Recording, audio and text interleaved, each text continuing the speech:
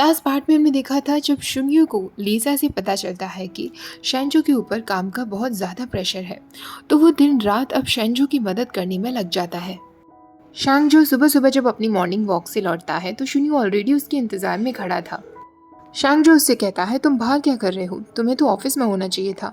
शुन्यू कहता है, मुझे पता है कि आप देर रात तक जागते हैं और हार्ड वर्क करते हैं, ऐसे में मैं कैसे आराम से ऑफिस के एसी रूम में बैठ सकता हूँ, इसलिए मैं आपका इंतज़ार कर रहा था।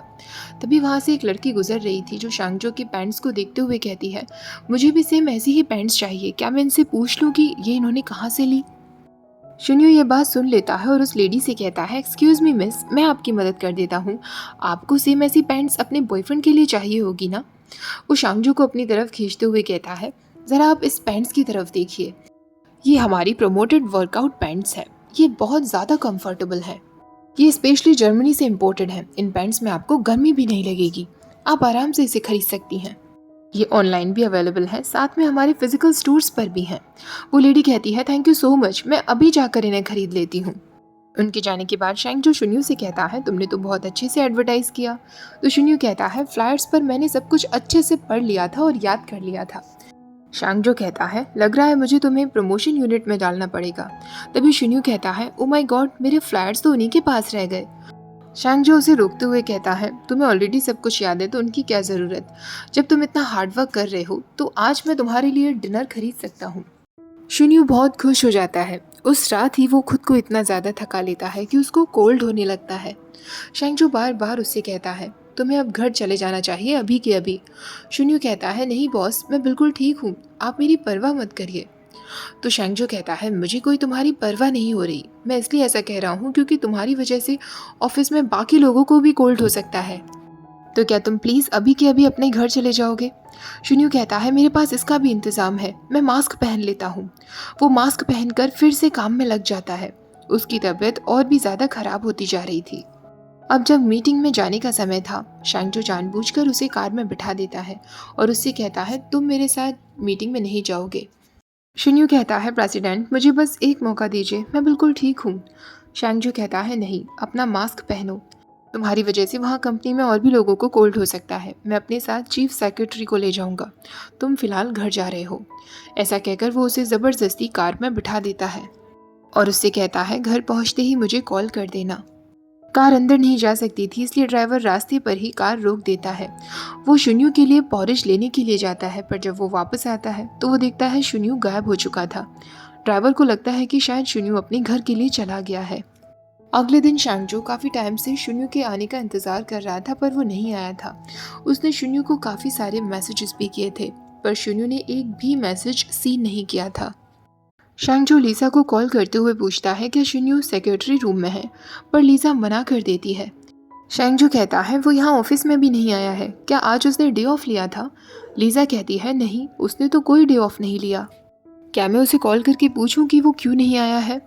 शेंजो कहता है, नहीं, उसकी कोई ज़रूरत नहीं है, वो काफ़ी टाइम से बहुत हार्डवर्क कर रहा था, उसे आराम करने दो, उसे कल कोल्ड भी हो गया था, आज के दिन उसका जो भी काम है वो किसी और एम्प्लॉय से करवा लेना, आज उसे रेस्ट पर रहने दो।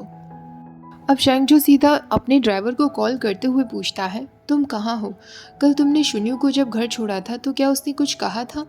उसका ड्राइवर कहता है, प्रेसिडेंट मैं उन्हें घर तक नहीं छोड़ पाया था, कार गली में अंदर नहीं जा सकती थी, इसलिए मैंने उन्हें वहीं ड्रॉप कर दिया था। शेंजो चिल्लाते हुए कहता है, तुमने उसे रास्ते में ही ड्रॉप कर दिया, मैंने तुमसे कहा था ना कि उसे घर तक छोड़ कर आना। ड्राइवर उसे बताने ही वाला था कि जब मैं पॉरिश लेकर वापस आया तो शुन्यू वहाँ नहीं था, पर उससे पहले ही शेंजो कॉल कट कर देता है। वो सीधा बाहर आता है और लीजा से कहता है, मुझे शुन्यू का होम एड्रेस और उसका फ़ोन नंबर दो। लीजा उसे एड्रेस सेंड करने ही वाली थी, तभी उसे एक फ़ोन कॉल रिसीव होता है। वो प्रेसिडेंट को अपने पास बुलाती है और फ़ोन स्पीकर पर डाल देती है। वो फ़ोन कॉल किडनैपर का था, जो कह रहा था, मैं तुम लोगों को वार्निंग दे रहा हूँ, तुम्हारे शाज ग्रुप के प्रेसिडेंट मेरे कब्जे में है, शेंजो को मैंने पकड़ लिया है, अगर तुम उसे छुड़वाना चाहते हो तो इसके बदले में तुम्हें मुझे 100 मिलियन देना होगा। सब लोगों को लगता है कि ये कोई मजाक है, क्योंकि शेंजो तो उनके सामने खड़ा था, पर तभी उन्हें शुन्यू की आवाज़ सुनाई देती है। शुन्यू की आवाज़ सुनते ही शेंजो एकदम घबरा जाता है। शुन्यू कह रहा था, तुमने मुझे गलत समझ लिया है, मैं शेंजो नहीं हूँ, मैं तो उनका सेक्रेटरी हूँ। शैंगजो फोन पर ही किडनैपर से कहता है, कौन हो तुम? मैं तुम्हें वार्निंग दे रहा हूँ, उसे टच भी मत करना, उसे छोड़ दो।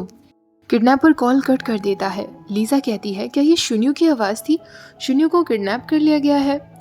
हमें अभी के अभी पुलिस को कॉल करना होगा, पर हम ऐसा नहीं कर सकते। अगर उन्हें पता चला तो वो शुन्यू को कुछ भी कर सकते हैं। शैंगजो कहता है, तुम लोग चुप रहो। वो लीजा से पूछता है, शुन्यू को फ़ोन हमारी कंपनी की तरफ से मिला है ना? लीजा उससे कहती है, हाँ। शैंगजो कहता है, ठीक है, अभी के अभी उसकी सेल फोन लोकेशन का पता लगाते हैं। मैं उसे ढूंढने के लिए जा रहा हूँ, तुम लोग पुलिस को बुला लेना। लीजा कहती है, आपका अकेले जाना सेफ नहीं होगा, पर शैंगजो नहीं रुकता। वहीं शुन्यू किडनैपर से चिल्लाते हुए कह रहा था, मैं शैंगजो नहीं हूँ, प्लीज़ मुझे जाने दो। वो किडनैपर उससे कहता है, यंग मैन, ज़्यादा हिलो मत, मैं तुम्हें चोट नहीं पहुँचाना चाहता। शैंगजो जब शुन्यू को ढूंढने के लिए जा रहा था तो उसे अपने बचपन का सीन याद आ रहा था, जब उसे किडनैप करके रखा गया था। शुन्यू उस किडनैपर को समझाने में लगा था कि वो प्रेसिडेंट शैंगजो नहीं है, बल्कि वो उनका सेक्रेटरी है। पर वो किडनैपर उससे कह रहा था, मुझे पता है तुम झूठ कह रहे हो, एक सेक्रेटरी इतनी बड़ी कार में क्या करेगा? शैंगजो इतना पागल है जो अपनी कार में अपनी जगह अपनी सेक्रेटरी को भेजेगा? शुन्यू कहता है, मैं प्रूफ कर सकता हूँ, मेरी पॉकेट में मेरा आई कार्ड भी रखा है, तुम चाहो तो चेक कर सकते हो। वो किडनैपर उसकी पॉकेट में हाथ डालता है तो सच में उसका आई कार्ड रखा हुआ था, जिसे देखकर फाइनली उसे विश्वास हो जाता है कि वो शुन्यू है। वो अपना माथा पकड़ते हुए कहता है, ओ माय गॉड, मुझसे इतनी बड़ी गलती कैसे हो गई? वो अपने फ़ोन में अपनी बेटी का फोटोग्राफ देखते हुए कहता है, तुम्हारा फादर किसी लायक नहीं है। मुझे इमरजेंसी केस मिला था शैंगजो को किडनैप करने का। मेरे बॉस ने मुझे कंपनी एड्रेस दिया था और लाइसेंस प्लेट दी थी। इस किडनैपिंग के लिए मुझे केवल 100,000 रुपीज़ मिलने वाले थे, पर फिर भी मैं तैयार था क्योंकि मुझे मेरी बेटी का इलाज कराना है। मेरी बेटी की तबीयत बहुत ख़राब है, पर उसका बाप इस लायक भी नहीं कि अपनी बेटी का इलाज करवा सके। तुम्हें प्रेसिडेंट की कार में बैठने की क्या ज़रूरत थी? क्या तुम उस शैंगजो को ही नहीं बैठने दे सकते थे? शुन्यू कहता है, सर, अब तो आपको पता चल गया है ना कि ये एक गलत फहमी है। प्लीज़ मेरे हाथ खोल दीजिए और मुझे जाने दीजिए। वो किडनैपर कहता है, तुमने मुझे पागल समझा है क्या? जब तुम्हारे प्रेसिडेंट तुम्हें इतना ज़्यादा मानते हैं कि उन्होंने तुम्हें अपनी कार में भेज दिया, तो वो तुम्हारे लिए रैंसम मनी भी देने के लिए तैयार हो जाएंगे। शुन्यू कहता है, सर, आप फिर से गलत समझ रहे हैं। प्रेसिडेंट मुझे मानते नहीं हैं, बल्कि वो जो मुझसे नफरत करते हैं। मैं उनकी आंखों में बहुत चुभता हूँ। मेरे लिए वो पैसे कभी भी नहीं देंगे। मैं इतना क्लमजी हूँ, मेरा जैसे सेक्रेटरी कौन चाहेगा? बल्कि वो तो खुश हो जाएंगे कि मैं अपने किडनैपर द्वारा जान से मार दिया जाऊंगा। सर, अगर आप मुझे यहाँ से नहीं जाने देना चाहते तो क्या आप प्लीज़ मुझे जान से मारने से पहले कुछ खाने को देंगे? मुझे बहुत भूख लगी है। वो किडनैपर उसे कुछ खाने के लिए ब्रेड्स दे देता है और उसे कहता है, तुम्हें पता है हमारे बिजनेस में कितना खतरा होता है, फिर भी हमारे बॉस हमें इतने कम पैसे देते हैं। शुन्यू उससे कहता है, शायद सारे के सारे बॉस एक जैसे होते हैं सर। एक एम्प्लॉय बन पाना कितना ज़्यादा मुश्किल है। अपनी बॉस की मदद करने के लिए मैं कितने दिनों से दिन रात काम कर रहा हूँ। रात को भी मैं केवल 3 घंटे सोता हूँ, जिस वजह से मुझे कोल्ड भी हो गया। इतनी बड़ी कंपनी में सरवाइव कर पाना सच में कितना मुश्किल है। अगर मेरे पेरेंट्स की बात ना होती तो मैं कब का ये जॉब छोड़ देता। किडनैपर कहता है, मैं भी ये काम कभी नहीं करता अगर मेरी बेटी लेली की जान पर ना आती। सच में उसका पिता कितना यूजलेस है।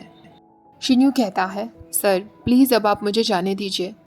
क्योंकि प्रेसिडेंट पकड़े नहीं गए हैं तो उनकी कंपनी में आपने जो भी कुछ कॉल किया है उन लोगों को लग रहा होगा कि ये कोई प्रैंक कॉल होगा। मैं प्रॉमिस करता हूँ मैं वापस जाने के बाद पुलिस को भी नहीं बताऊंगा। कैसा रहेगा हम दोनों आपस में फ्रेंड्स बन जाएं? मैं आपको और आपकी बेटी को डिनर पे भी इनवाइट करूंगा। वो किडनैपर रोते हुए कहता है, ठीक है, पर मोस्ट एक्सपेंसिव डिनर होना चाहिए। हम दोनों सच में दोस्त बन सकते हैं ना? इससे पहले कि वो उसके हाथ खोलता, शैंगजो वहां पहुंच जाता है और उसे एक पंच मार देता है। शुन्यू उसे रोकते हुए कहता है, प्रेसिडेंट उसे छोड़ दीजिए। तभी शैंगजो उसे कहता है, तुम ठीक हो ना? तुम्हें कहीं चोट तो नहीं लगी? उसकी शर्ट पर सॉस का निशान था जो खाना खाते वक्त लग गया था। शैंगजो कहता है, ये सब कैसे हुआ? शुन्यू कहता है, ये कोई चोट नहीं है, मुझसे ही ये निशान गलती से लग गया था, मैं बिल्कुल ठीक हूँ बॉस। उसे चलने में तकलीफ हो रही थी तो शैंगजो पूछता है, क्या हुआ? शुन्यू कहता है, कुछ नहीं, बस मेरा पैर मुड़ गया था। शैंगजो उससे कहता है, थैंक गॉड तुम ठीक हो, मैं बहुत घबरा गया था। शुन्यू मन में सोच रहा था, बॉस यहाँ मुझे बचाने के लिए आए हैं, वो मुझे सेव करने के लिए इतना ज़्यादा डेस्परेट है। शांगजो ने ऑलरेडी वहाँ पुलिस बुला ली थी जो किडनैपर को पकड़ लेती है। शुन्यू शांगजो से कहता है, बॉस प्लीज़ आप उन मिस्टर को छोड़ दीजिए, उनकी कोई गलती नहीं है। शांगजो कहता है, तुम उसे मिस्टर कह रहे हो? उसकी वजह से तुम्हें कितना कुछ झेलना पड़ा है, उसे इसकी सज़ा तो मिलेगी। उसकी हिम्मत कैसे हुई तुम्हें टच करने की? शुन्यू कहता है, लेकिन प्रेसिडेंट मैं बिल्कुल ठीक हूँ। शांगजो कहता है, चुपचाप मेरे साथ घर चलो। वो उसे कार में बिठा देता है। कुछ टाइम बाद शुन्यू को कार में ही बैठे बैठे नींद आ जाती है। शांगजो उसकी तरफ देखने लगता है, उसके फोरहेड पर हाथ रखता है तो शुन्यू को थोड़ा थोड़ा बुखार था। शांगजो अब सीधा उसे अपने घर ले आता है। जो भी कुछ हुआ उस वजह से शुन्यू सोते सोते घबरा रहा था। शांगजो उसका हाथ पकड़ते हुए कहता है, तुम बिल्कुल सेफ हो शुन्यू, यहाँ मैं तुम्हारे साथ हूँ, कुछ भी नहीं होगा, सब कुछ ठीक है, तुम्हें बिल्कुल भी डरने की ज़रूरत नहीं है। ऐसा कहते कहते वो उसकी चेस्ट पर ही सिर रखकर सो जाता है। शुन्यू की जब आंखें खुलती हैं तो वो देखता है शांजू उसके ऊपर सोया हुआ था। वो उसके माथे से उसके बालों को हटाता है, तभी शांजू की भी आंखें खुल जाती हैं। शांजू उसके माथे पर हाथ रखते हुए कहता है, थैंक गॉड तुम्हारा फीवर चला गया। शुन्यू बेड से उठते हुए कहता है, ये मैं कहाँ हूँ बॉस? तो शांजू कहता है, तुम मेरे घर पर हो। शुन्यू कहता है, आई एम सॉरी प्रेसिडेंट, मेरी वजह से आपको तकलीफ हुई, मैं घर चला जाता हूँ। तभी शांजू उसका हाथ पकड़ते हुए कहता है, रात के 2 बज रहे हैं, तुम घर कैसे जाओगे? इस वक्त तुम्हें कोई टैक्सी नहीं मिलेगी, तुम आज रात यहीं रुक सकते हो। यहीं पर यह एपिसोड ख़त्म हो जाता है। कैसा लगा ये क्यूट सा एपिसोड आपको? मुझे तो आज का एपिसोड बहुत पसंद आया। वीडियो को लाइक, शेयर और चैनल को सब्सक्राइब करना मत भूलिएगा। Thank you for watching, bye bye.